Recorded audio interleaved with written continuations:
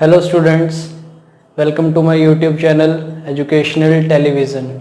Today we will do the last topic of our chapter motion, which is uniform circular motion. You should watch this full video in order to understand that concept. Let us start without wasting much time. Give the heading uniform circular motion.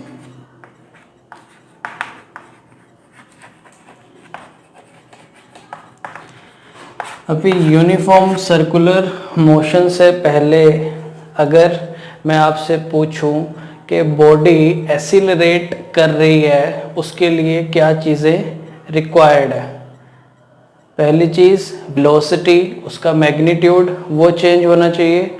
दूसरी चीज़ जो direction है motion की वो बदल जाए, या फिर ये दोनों ही चीज़ें हो जाए, तभी एक्चुअल में क्या होगा।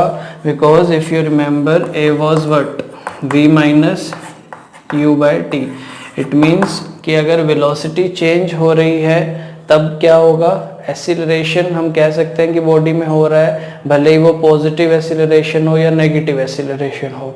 तो वेलोसिटी चेंज होना ज़रूरी है और डायरेक्शन ऑफ मोशन क्यों ज़रूरी है, बिकॉज सपोज अगर आप 10 मीटर की स्पीड से भाग रहे हो, 10 मीटर इन 10 सेकेंड्स, तो अगर आप अपनी डायरेक्शन ऑफ मोशन उसको बदलोगे तो आपकी स्पीड पे भी फर्क पड़ेगा ही पड़ेगा, और अगर स्पीड पे फर्क पड़ेगा तो फिर एक्सीलरेशन होने वाला ही है। It means there are two conditions, we can write the two conditions when body is accelerating.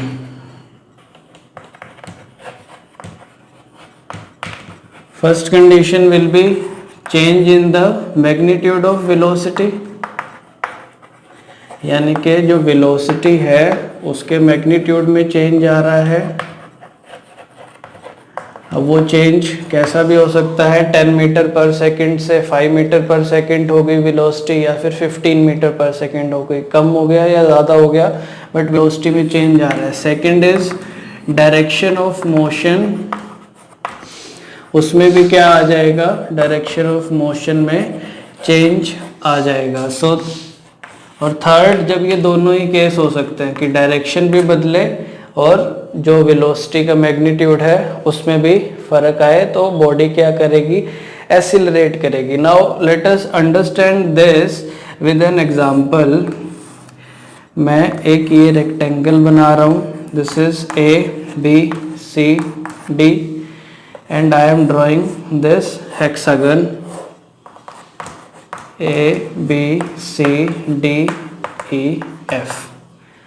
Now suppose कि अगर एक एथलीट इधर से भागना शुरू करता है और वो किस पाथ में भाग रहा है, इसी पाथ में, A to B, B to C, C to D and D to A, इस रेक्टेंगुलर पाथ में वो मूव कर रहा है। तो अगर मैं आपसे पूछूं कि उसकी डायरेक्शन कितनी बार बदली,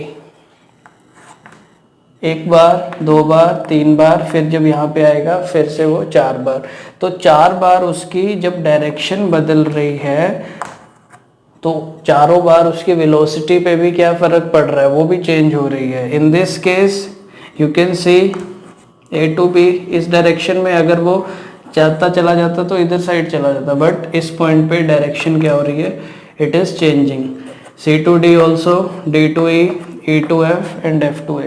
So you can see that जितनी भी फिगर में नंबर ऑफ कॉर्नर्स जो हैं वो इंक्रीज होते जाएंगे, उतनी ही जो बार जो उसकी डायरेक्शन है वो क्या होती जाएगी, चेंज होती जाएगी। सो अगर मैं ये नंबर ऑफ पॉइंट्स इनको क्या कर दूं, इनफाइनाइट कर दूं। इनफाइनाइट कब होंगे, I think you have noted it down, मैं ये रब कर देता हूँ। So let us take circular motion now, because circular motion में जो number of points होंगे वो क्या हो जाएंगे, infinite number of points. Now इसमें क्योंकि हर एक point पे जो speed है और जो direction है वो दोनों चीज़ें क्या होंगी, change होगी। And if I say कि ये लेट्स से कि अगर किसी ने इधर से मूव करना शुरू किया और वो पूरा इधर से मूव करता हुआ वापस यहाँ तक आ गया, and this is the radius of this circle. So actual में वो कितना मूव कर रहा है, डिस्टेंस वो मूव कर रहा है जितना इसका सरकमफ्रेंस है। सरकमफ्रेंस कितना होता है सर्कल का, 2πr। सो इफ़ आई से कि स्पीड एक्चुअल में क्या होता था हमारे पास, डिस्टेंस अपॉन टाइम।